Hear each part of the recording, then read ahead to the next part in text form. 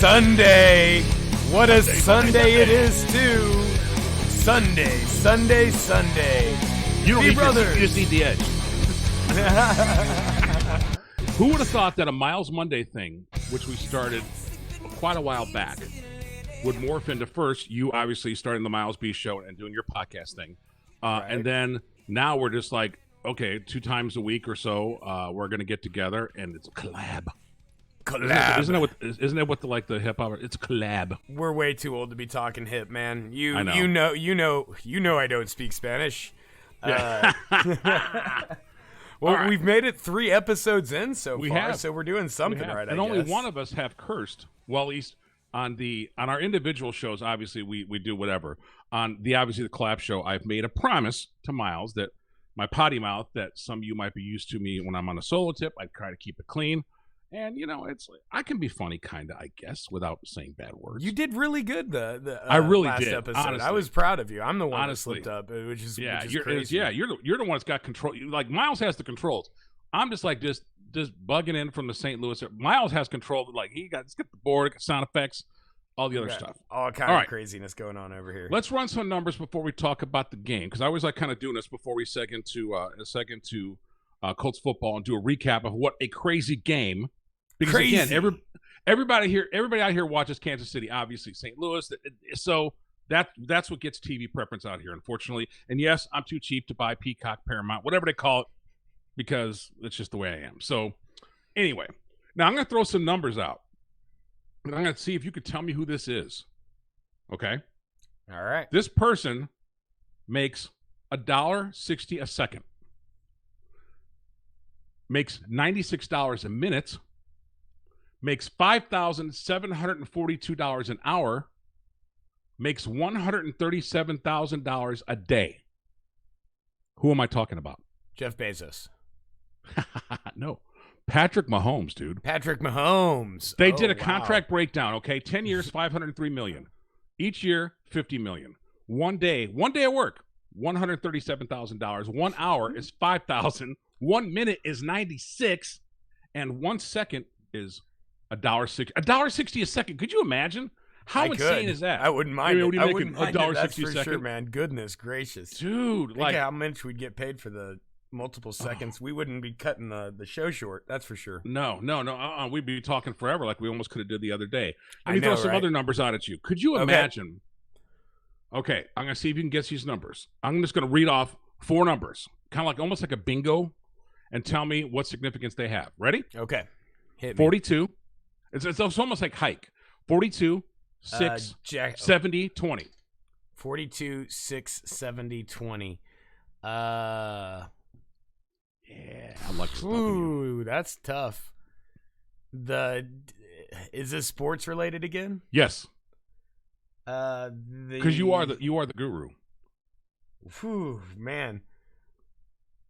The number of yards Patrick Mahomes has rushed for in the past 4 games.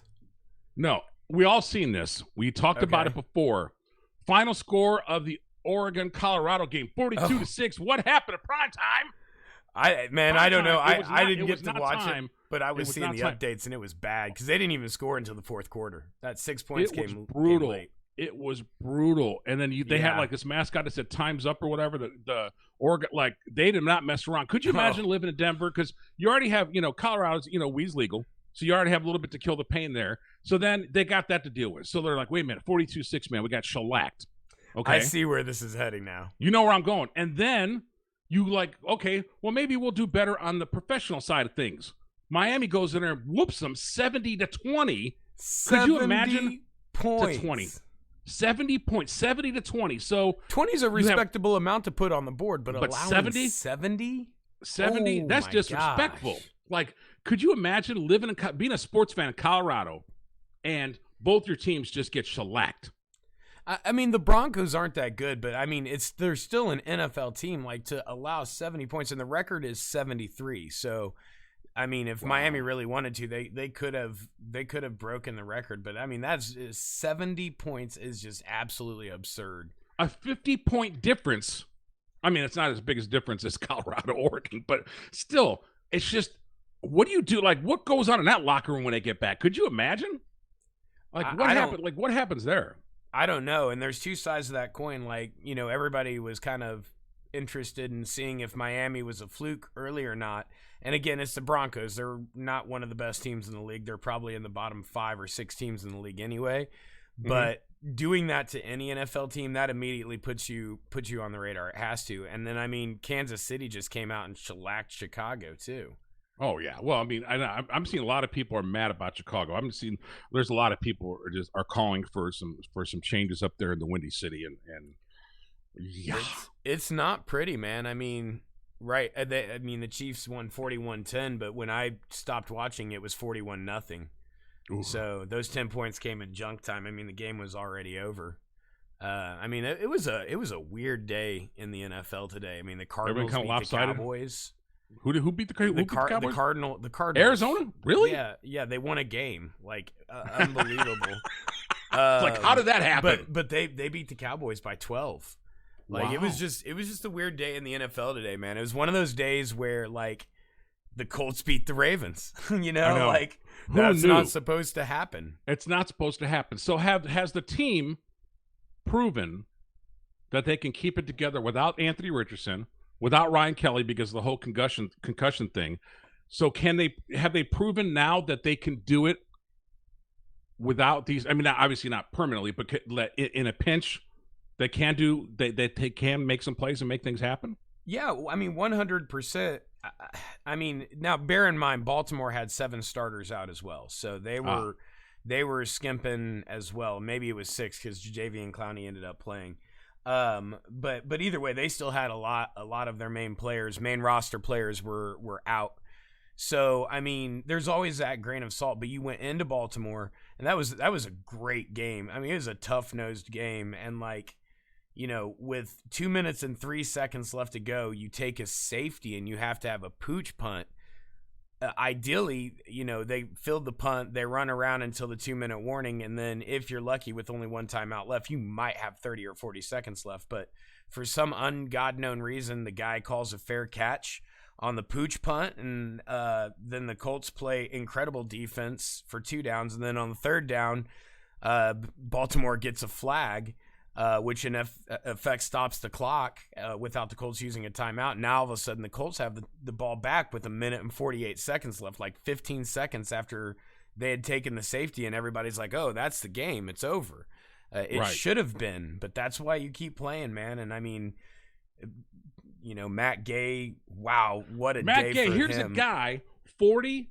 They said, I'm reading this here from courtesy of our friends at Indy Star. He's the first player in NFL history with 4 50-yard plus field goals in a game. Yeah. Sunday kicks are from 31, 54, 53, 53, and 53. Like, wow. And they were all right down the middle. There was no there was not even a question that it could vary. It could vary either direction. I was texting a buddy of mine, actually Lance Smith. I know he listens to the show. Hello, Lance. Hello, Lance. I was texting with him, and I was like, man, this is the first time since probably 2 or 3 years before Vinny retired or left the team or whatever happened there, where I actually watched kicks, like, without just assuming we were going to miss. Like, and they were 50-yarders. Like, I literally don't remember what it's like to have that kind of confidence in a kicker. And I mean, everybody was up in arms. Oh, why did we pay a kicker $22 million or whatever it was? It was north of 20. I think today might, and he wins the game. Answered. Right? He tied the game right? first. Tied the game with the 53-yarder with 1 minute left to go. And then won the game in overtime. And I mean, run for the exits, man. That's insane. I cannot believe. I mean, it was such a phenomenal game. And it was one of those games where you're like, oh, the Colts are probably going to end up losing this just because Baltimore is just a far better team. And the defense kept stepping up. And then all of a sudden, Zach Moss had a big run, and we're looking at 53-yard field goal and Mr. Automatic. I mean, it's just it shocked the world, I'm sure. Do you think it would have been a different game if? Well, I was going to say, if the Dolphins don't score 70 today, this would be the main thing everybody in sports media would be talking about. Why? Because nobody had him picked. Do you think if all 7 starters played, it would have been a different outcome? It's hard to say. It probably would have changed the tempo of the game a little bit, especially somebody that's a playmaker like Odell Beckham Jr.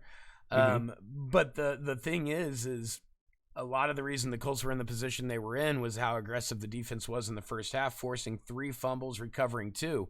So, if Odell Beckham Jr. is in that game, technically he really doesn't impact whether Lamar fumbles or not, unless Lamar was able to get the ball out faster because Beckham got open. But I mean, we don't know for sure that's going to happen. The one thing you really have to highlight defensively on the day is the young rookie from here in Indianapolis, Juju Brents. Got his first start today, and he balled out. He forced a fumble, recovered a fumble, was shutting people down. He got beat a couple times, as you would expect a young man like that to do. But man, he played an insane game, and if he didn't earn his starting role, I don't know how you earn one at that point. I'm telling you. And Minshew in the fourth quarter. I went to Gary's school, so my pronunciations are not as. It's okay. We don't judge you too hard. Thank you.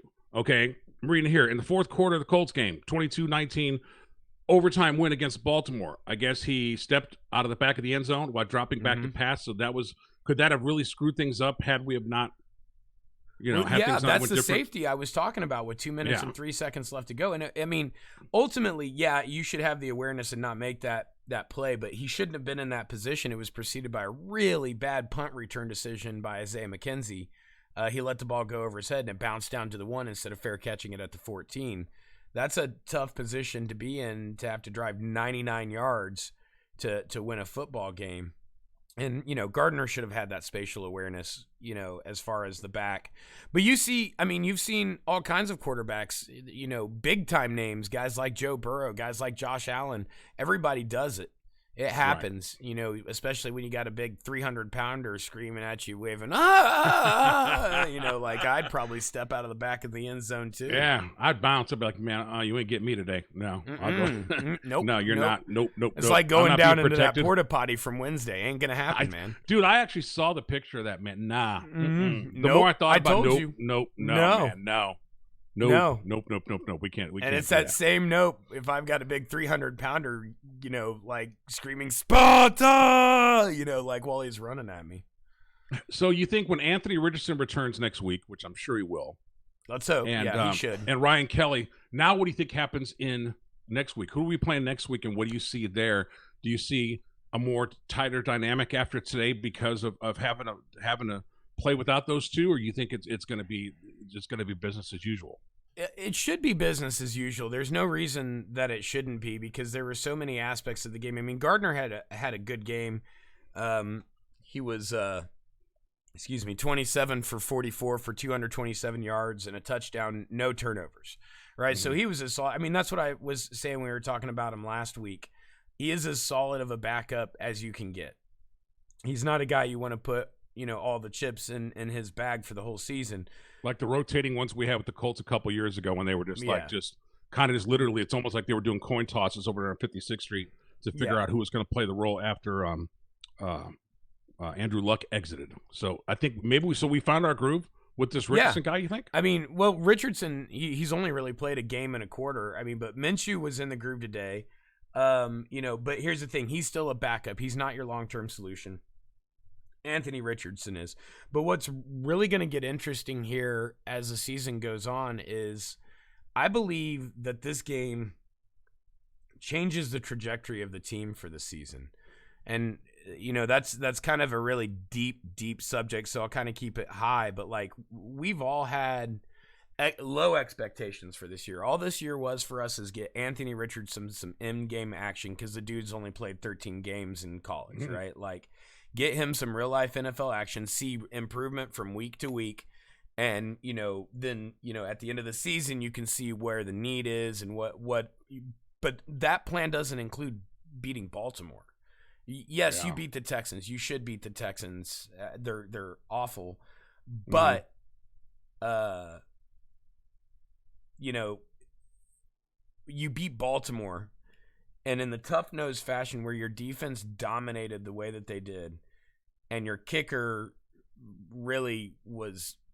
I mean, he set a record. I mean, that's going to go down in the books, right? Like, I mean, the sky becomes the limit, right? It changes the entire conversation. And no, they're not a Super Bowl contender. But right now they're second or third in the entire AFC, and they're number one alone in the AFC South. I mean, only 3 out of 17 games in, but still, like, nobody thought this was going to happen. And they hung with Jacksonville. They could easily be 3-0. Easily. Which is kind of a good thing for the city. I think the city needs it, especially like you said, it's almost like a rebuilding to an extent with, getting Richardson, get him some more play time or whatever. But the fact that they pulled off this win where the rest of the country was like already had him dismissed, and then they come back without their key quarterback. And again, like you said, still, key players, Baltimore didn't play. So now do you think the bandwagon fans are gonna like say, hey man, we got something here? You think there's going to still be skepticism out there? Well, this fan base is ridiculous. And, we talked you about only really need to. You only need to go to Facebook to see how it's brutal, absolutely man. It's absurd brutal. that it is. It's brutal. Now the conversation's going to be, should Gardner Minshew be starting over Anthony Richardson when he's healthy? Oh, jeez. That's one what the concussion. conversation is gonna be. One concussion does not define what this kid can do. And let's not forget, even if Anthony Richardson comes in and plays a terrible game next Sunday, and we get our butts kicked 70-20, I don't. Man, think I'm telling you, we we probably have to pick a different team to talk. If they got blown out like that. But here's the thing, like, again, the plan for the season is not to compete; it's to evaluate and to watch Anthony Richardson improve. So, I mean, if you win in the process of doing that, like we got to do the first season Andrew Luck was here, going 11-5 and making the playoffs, and I mean, that's outstanding.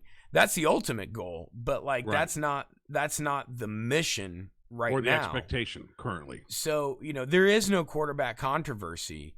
And to be fair, for the 5 quarters he's played, Anthony's looked pretty darn good. And the receivers, the way they're starting to play, I mean, I still am not high on our receivers. Pittman had a phenomenal catch today, and Pierce had a couple. If they can continue to improve and Richardson can grow with them, I mean, we could be competitive this year. And again, 2-1 after beating one of the best teams in the AFC, it changes the entire conversation around the Colts, at least for this week.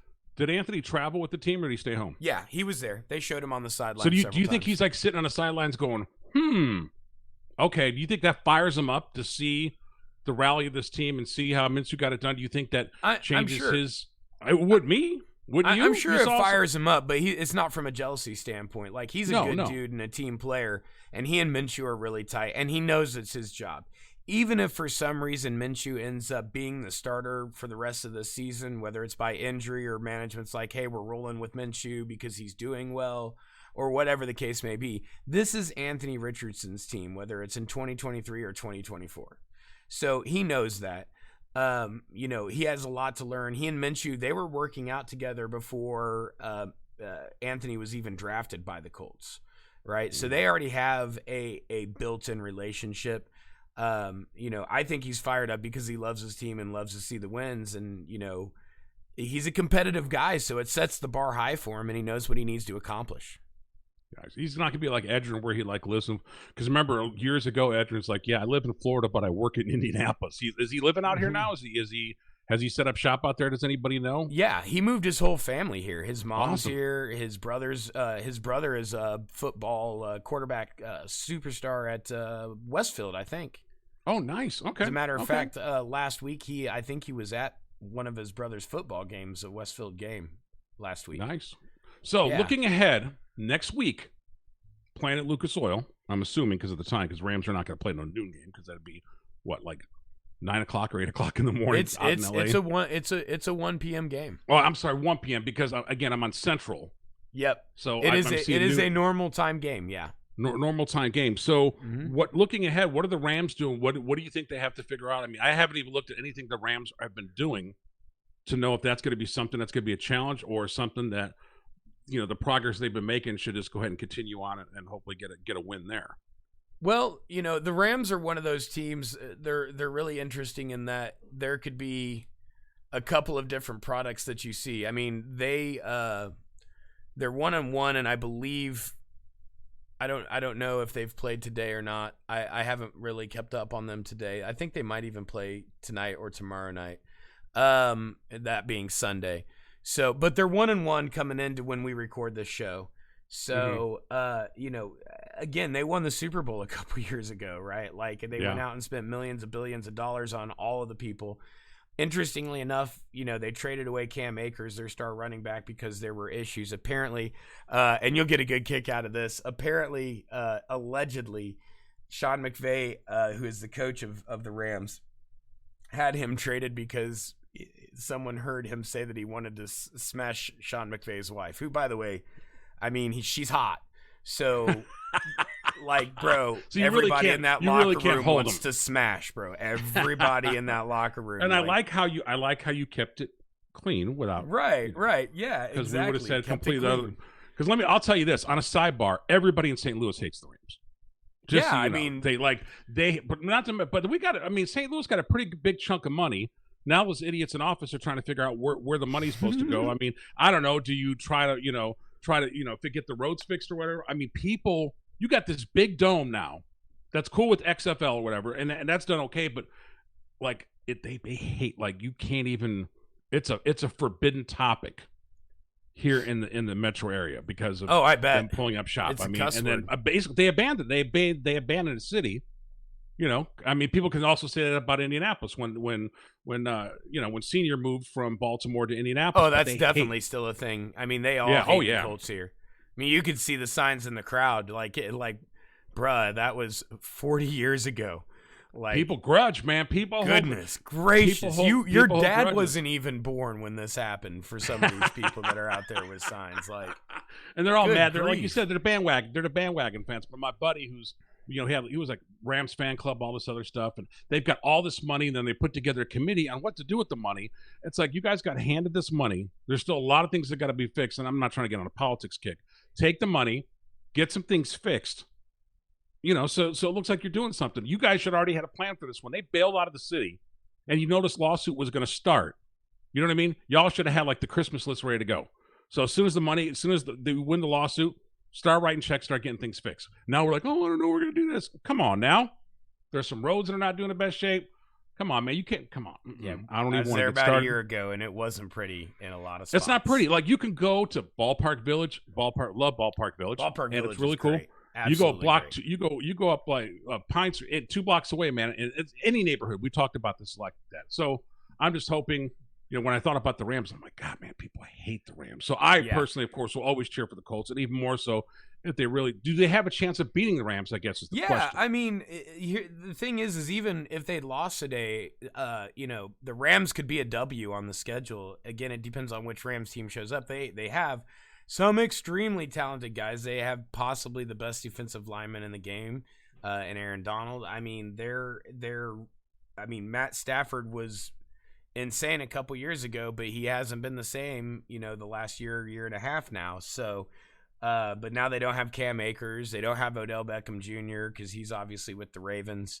So I think it's one of those flip a coin games, but it's here in Indianapolis. So I think that gives the Colts the advantage. I haven't seen the line on it yet, but I would probably guess it to be somewhere between 1.5 or 3.5, 2.5, somewhere in there, just above or below a field goal in either direction, most likely to the Colts because they're the home team. But again, then you start taking into consideration the Colts winning and depending on what the Rams do this week, beating a top team like that swings things as far as Vegas sees it. I mean, you're closer to gambling than I am. You understand the thought process behind there. If you've got somebody who is a big underdog on the road and they squeak out an overtime win, and then they go home. They're the favorite against just about everybody at that point, right? No, that's true. That's very true. Quick question before we start to wrap, I guess. Okay. Not wrap as in like yo, but like wrap up. No, you don't want do you that. bet? No, do you bet football? You I mean, you don't have. You might not have to be able to answer that because you don't want the missus to know you probably got a FanDuel account. I know I do. I do. I have a couple app. bucks that I mess around with. Most of it is like free bet money or winnings. I put like $5 or $10 in there last year, and I'm still playing on the winnings from that. Okay. But I do just a $1 bet here or a $2 bet here just to have fun. Or if I get a free bet, I might drop a $10 bet because it's a free bet. Right, but so you're not hunched over the app and spending money. It gives me a reason. I like to bet on fun things like parlays. Like last week, I actually had a halfway decent one that was just Anthony Richardson to be the scorer of 2 touchdowns, and before he got hurt, he was. So my $1 free bet turned into like $15. Yeah, and I think it's fine. I think if you do it within reason. And I tell people that at the track also, if you do within reason, it's just like when you go out to a movie. Okay, you go out to a movie with the missus or whatever. Let's say dinner and a movie is $60. If you know that that's going to be your quote unquote budget or your spend for the evening, if you carry that same mentality when you're sports betting or when you're going into a casino or whatever, and say, hey man, we're going to spend $60. Once we're done, you're in good shape. It's just when you go to chase those losses and everything where it gets weird or whatever. Man, I think just one more. And people say that about horse racing, I talk about that today. I'm like, look, you don't know what a 1,500-pound, 1,200-pound animal is going to do, man. We've had some, and I won't get into too much. We've had like the gates open, right? Horse is sitting there like, like he ain't trying to run. Plop, plop. No, he literally was just like not in the mood or whatever. So you can look at the stats, you can look at the workouts, and you can look at past performances and see, he might have, was running 5th most of the race and it came from behind, finished the top 3.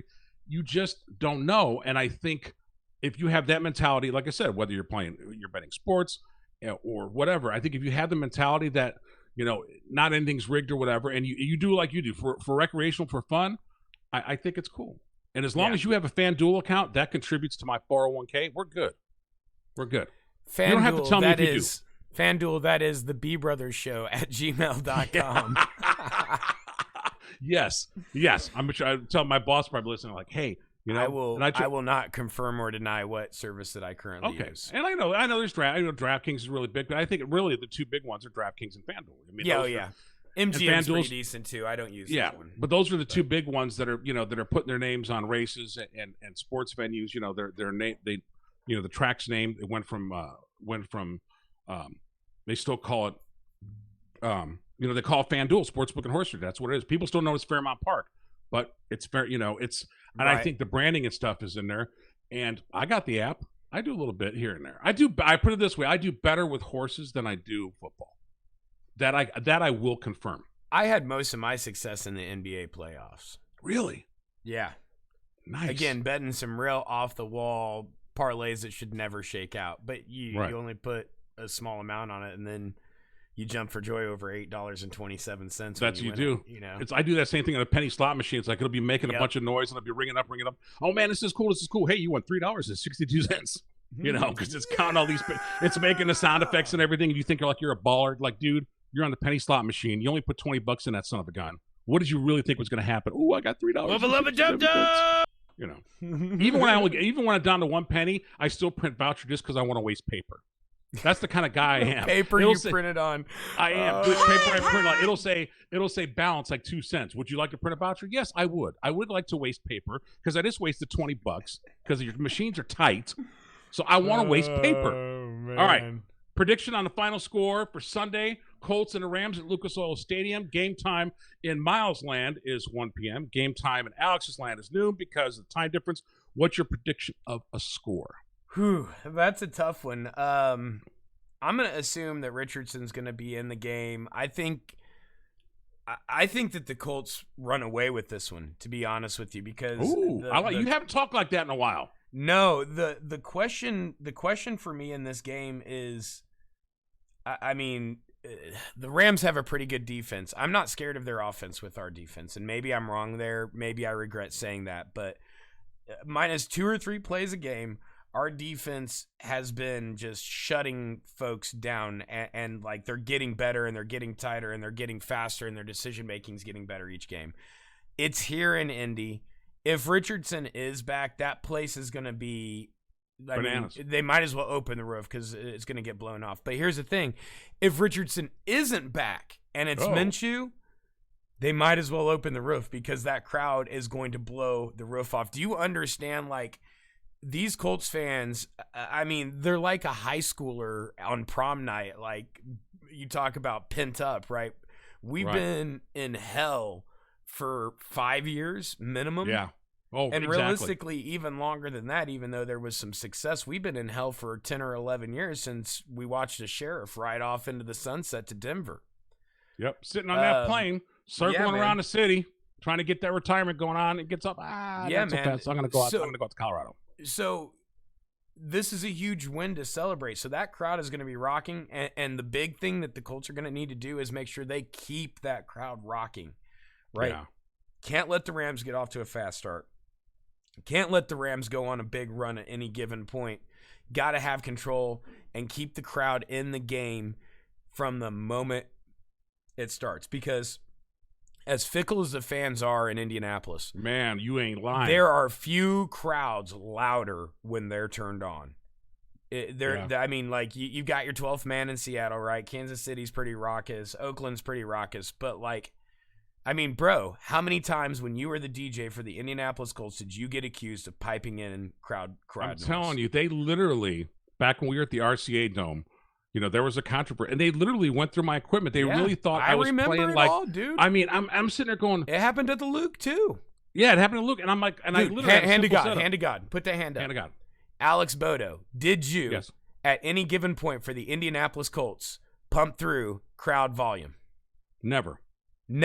So that tells you this crowd is so loud. Go ahead. And I never played anything contrary to Cato June. I never played anything with the F word in it. We're not going there. And we're not going to get off the But soapbox. let me tell you something. When you see the microphones in the crowd, as you know this, the microphones are used to mix for, you know, the DVD, you know, the sports. Right. So those are not looping back into the main PA system. They're part of the broadcast. So when you see these mics, they're here to pick up the ambient noise to go into the broadcast. They're not sitting there looping back to the PA system. Right. I don't have a CD that goes. No. The point is, never happened. Is during your tenure and after your tenure, as a matter of fact, several teams complained that there was noise being pumped through at the Dome, at the whatever it's called, Lucas Oil now. Like, there have been accusation after accusation. So when this crowd is on, it's loud, and it's going to come out of the gates loud. And if the Colts can keep that crowd together, I'm going to go out on a wire here. I'm going to say 34-13 Colts. 34-13. I'm going to write this down so we can talk about 34-13. And 34-13. Real quick, contrary to what you see on social media and everybody, I did it first in the Dome. Okay, all you guys are, I need you for the no, man, I did it first. Okay, I was doing it. I'm sorry, I'm just going to just ran for 2 seconds and then we'll be done. I did that while I was on X103, while I was doing Gators. I did it first. Yes, that's all I got to say. I did it first. Yes, you did. I wasn't flashing. I did it first. That's all I got. Wasn't flashing, wasn't fronting. All right. Well, episode 3 in the books. Huge Colts win. Yes. Looking forward to the Rams next week. We're going to have a show Tuesday, Wednesday, Thursday, somewhere in there. Maybe, dare I say, I might be creeping in your neighborhood. Don't tease me. Don't tease me. Don't tease you with a good time, but it could happen. I'm just saying, I might be geographically in the area next week. We'll see. All right, y'all. Till next time, B Brothers hanging out with you. See you this week. Go Colts.